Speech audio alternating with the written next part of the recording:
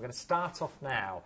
And the second part of the show with Azamara. Now, Azamara are what we call more inclusive, so that's all of your drinks, your tips, and the experience is going to be club class. These are smaller, more intimate ships. They are. The actual company was only formed in 2007, and in fact, they're now validated on their website by Roger Moore himself, 007. Seriously? He cruises with them a lot, and he thinks they're great. Now, this is a cruise line where destination is everything. The itineraries are specially crafted around how best to experience the culture and the people and the places you visit. You get more time in port, more time to explore, more time to relax in really immersive, more inclusive holiday experience. The ship's got 4 open seating restaurants that you can go and enjoy with amazing food, and it really is built around the food as well. And when you say open seating, you can just arrive at any time. You can arrive at any time, and they're all included in the cost of so you're not paying any extra for them, which is really brilliant. The ingredients are selected from across the world, their own farms, but supply the actual ships.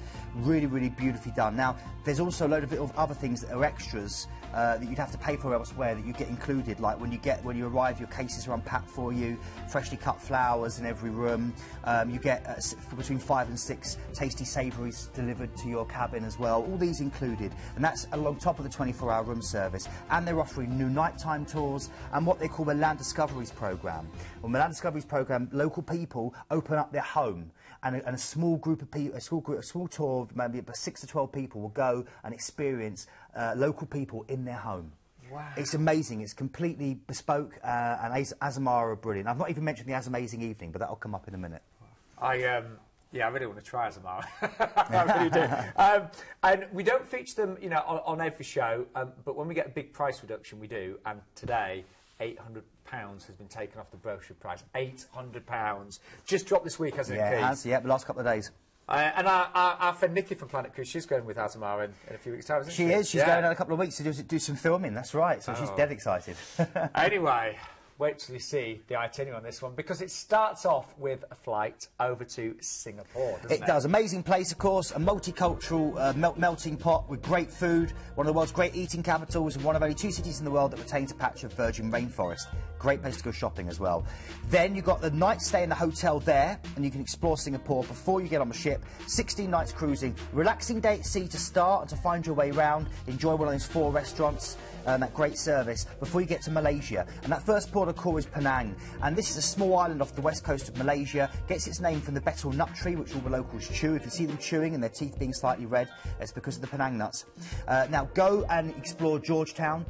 This is the Ketluk Sea Temple, and this is an amazing temple. It's called the Temple of Paradise. Sits on Penang Hill. It's the largest Buddhist temple in Southeast Asia. Great views. Would recommend that.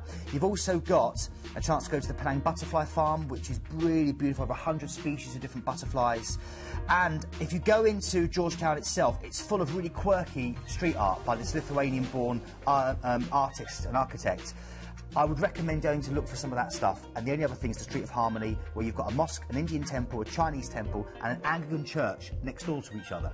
How's that about integration? God. We wouldn't get that anywhere else, would you? You really wouldn't. It's great. OK, then we're going through to your next port of call, and this is Colombo, Sri Lanka. This is the land of the elephant. I love Sri Lanka, and these elephants, these pictures here, they sum up what the place is about. Peaceful, beautiful, a land of smiles, full of white beaches, lush tropical forests, and a chance, of course, to see the temple, which apparently holds the tooth of Buddha. Then you've got a relaxing day at sea. You're taking some tea, some of that sea line tea with you, before you then go to your next port of call. We're over to India now, to Cochin.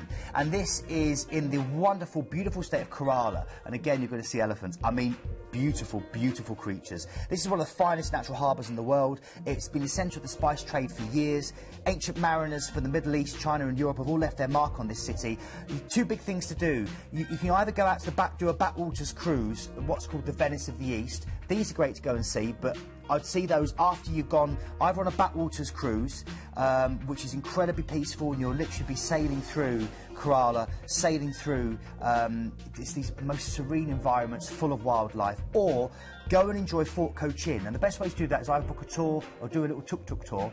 And this is basically... They're really fun, Sean. They're really fun. You hold on to your hat. It's the oldest European settlement in India, and it's home to Tudor houses, temples and churches and so much more. So loads to do in Cochin. I will come back because this is where you get your Azamazing Evening as well, but I'll come back to that. Then we've got a relaxing day at sea before you then get to Goa.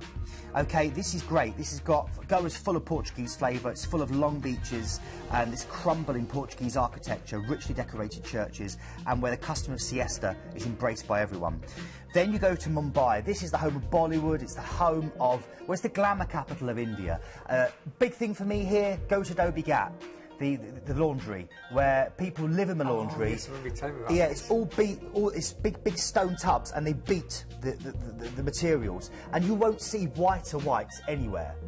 You really won't, and yet they provide for all the hospitals, all the hotels, and it's all done by people and stone. That's all it is. It's incredible.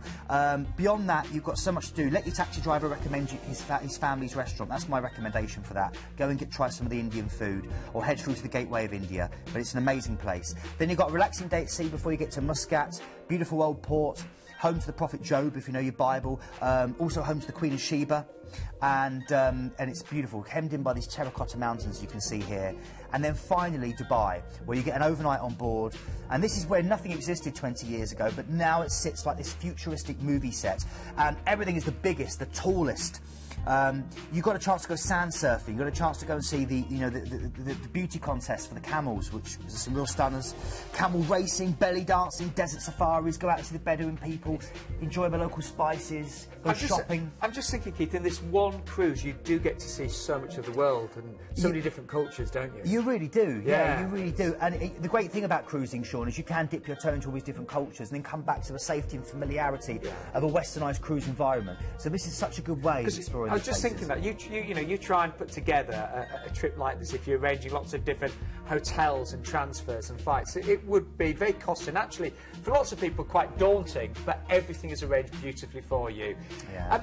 The ship is more intimate as well. She's a smaller ship. Absolutely, smaller ship, and it's only 30,000 tonnes. So there's only just under 700 guests on board. Oh wow! Which is incredible. Now I need to quickly say you do get included in this an As Amazing Evening when you're in Fort Cochin, and this is free. The whole ship will get off.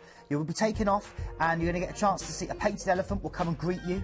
It's what they call a Kerala celebration. You'll stroll the green lawns. You'll explore this marketplace with tea and toddy shops, an astrologer, a potter, a cane weaver, and then you'll see performances of what they call Kathakali dancing, and also, I can't pronounce the other two, but they are martial arts dances using spears, daggers and swords. I'm going to be honest. You're not very, Keith, we'll let you off because you're very good with your pronunciation. Now, very important, we would love you, even if you've just got queries, questions, we have a free phone number. Remember, we're open till 10 o'clock tonight and first thing tomorrow morning at 8 o'clock. But this is hot right now. It has an £800 saving off the brochure price there as well. So do give us a call. Amazing opportunity. I'd love to do that one myself. And say, if you're tempted, 0800 781 5458.